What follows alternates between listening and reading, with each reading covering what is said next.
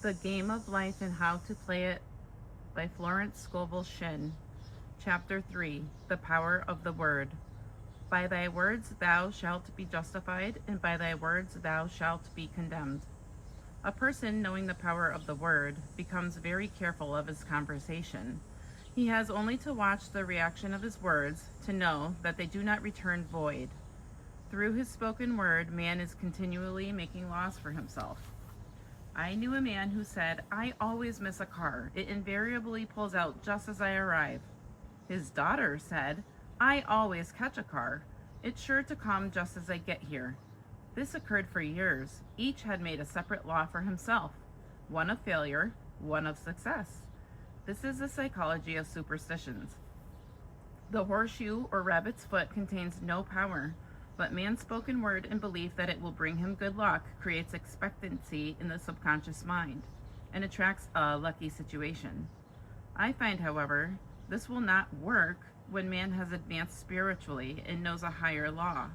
One cannot turn back and must put away graven images. For example, 2 men in my class had a great success in business for several months, when suddenly everything went to smash. We tried to analyze the situation, and I found instead of making their affirmations and looking to God for success and prosperity, they had each bought a lucky monkey. I said, "Oh, I see. You have been trusting in the lucky monkeys instead of God. Put away the lucky monkeys and call on the law of forgiveness, for man has power to forgive or neutralize his mistakes." They decided to throw away the lucky monkeys down a coal hole, and all went well again.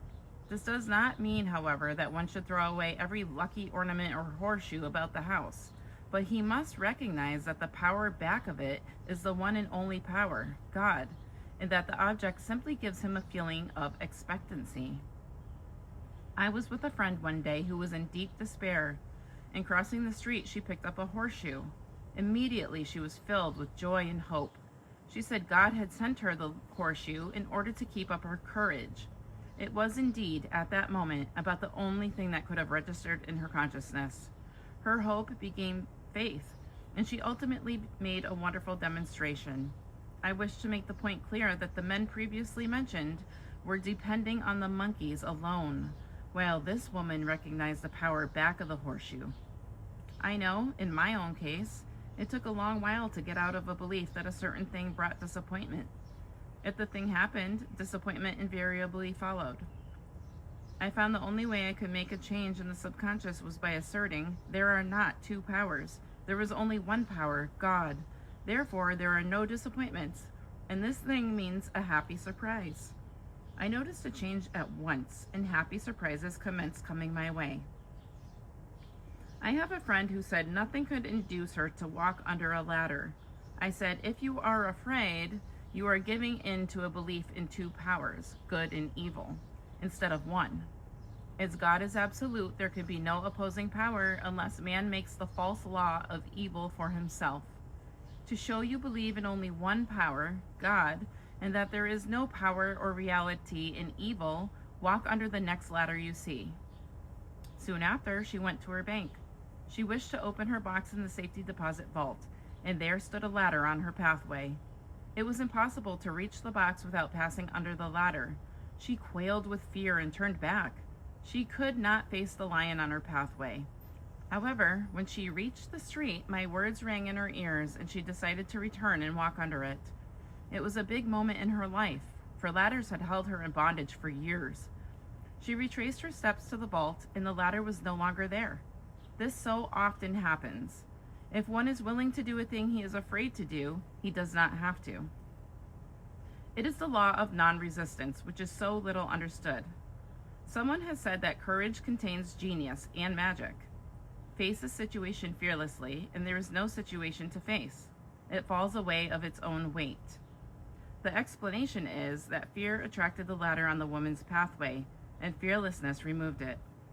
Thus, the invisible forces are ever working for man who is always pulling the strings himself, though he does not know it. Owing to the vibratory power of words, whatever man voices, he begins to attract. People who continually speak of disease invariably attract it. After man knows the truth, he cannot be too careful of his words. For example, I have a friend who often says on the phone, "Do come to see me and have a nice old-fashioned chat." This old-fashioned chat means an hour of about 500 to 1,000 destructive words, the principal topics being loss, lack, failure, and sickness. I reply, "No, I thank you. I've had enough old-fashioned chats in my life. They are too expensive.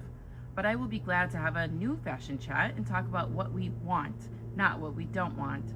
There is an old saying that man only dares use his words for three purposes: to heal, bless, or prosper.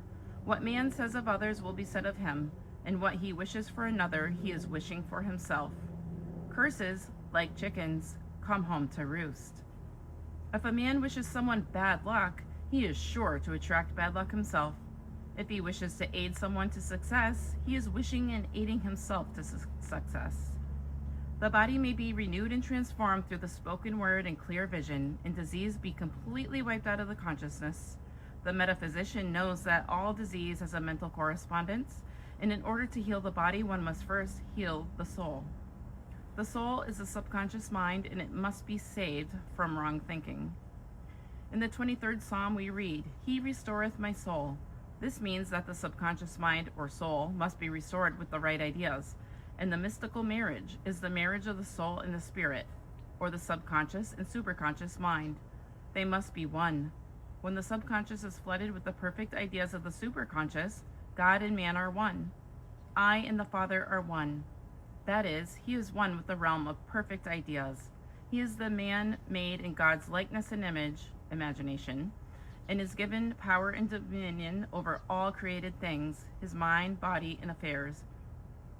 It is safe to say that all sickness and unhappiness come from the violation of the law of love. A new commandment I give unto you, love one another. And in the game of life, love or goodwill takes every trick. For example, a woman I know for years had an appearance of a terrible skin disease. The doctors told her it was incurable and she was in despair. She was on the stage and she feared she would soon have to give up her profession, and she had no other means of support. She, however, procured a good engagement and on the opening night made a great hit. She received flattering notices from the critics and was joyful and elated. The next day she received a notice of dismissal. A man in the cast had been jealous of her success and had caused her to be sent away. She felt hatred and resentment taking complete possession of her, and she cried out, "Oh God, don't let me hate that man." That night she worked for hours in the silence. She said, "I soon came into a very deep silence. I seemed to be at peace with myself, with the man, and with the whole world. I continued this for the 2 following nights, and on the 3rd day I found I was healed completely of the skin disease. In asking for love or goodwill, she had fulfilled the law, for love is the fulfilling of the law, and the disease, which came from subconscious resentment, was wiped out." Continual criticism produces rheumatism, as critical, inharmonious thoughts cause unnatural deposits in the blood which settle in the joints. False growths are caused by jealousy, hatred, unforgiveness, fear, etc. Every disease is caused by a mind not at ease. I said once in my class, there is no use asking anyone, "What's the matter with you?" We might just as well say, "Who's the matter with you?" Unforgiveness is the most prolific cause of disease. It will harden arteries or liver and affect the eyesight. In its train are endless ills. I called on a woman one day who said she was ill from having eaten a poisoned oyster. I replied, "Oh no, the oyster was harmless. You poisoned the oyster. Who's the matter with you?" She answered, "Oh, about 19 people." She had quarreled with 19 people and had become so inharmonious that she attracted the wrong oyster. Any inharmony on the external indicates there is mental inharmony. As the within, so the without. Man's only enemies are within himself, and a man's foes shall be they of his own household. Personality is one of the last enemies to be overcome, as this planet is taking its initiation in love. It was Christ's message, peace on earth, goodwill towards man. The enlightened man therefore endeavors to perfect himself upon his neighbor. His work is with himself, to send out goodwill and blessings to every man, and the marvelous thing is that if one blesses a man, he has no power to harm him. For example, a man came to me asking to treat for success in business. He was selling machinery, An arrival appeared on the scene with what he proclaimed was a better machine, and my friend feared defeat. I said, first of all, we must wipe out all fear and know that God protects your interests, and that the divine idea must come out of the situation. That is, the right machine will be sold by the right man to the right man. And I added, don't hold one critical thought towards that man. Bless him all day and be willing not to sell your machine if it isn't the divine idea. So he went to the meeting, fearless and non-resistant, and blessing the other man. He said the outcome was very remarkable. The other man's machine refused to work, and he sold his without the slightest difficulty. But I say unto you, love your enemies, bless them that curse you, do good to them that hate you, and pray for them which despitefully use you and persecute you. Goodwill produces a great aura of protection about the one who sends it, and no weapon that is formed against him shall prosper. In other words, love and goodwill destroy the enemies within oneself. Therefore, one has no enemies on the external. There is peace on earth for him who sends goodwill to man.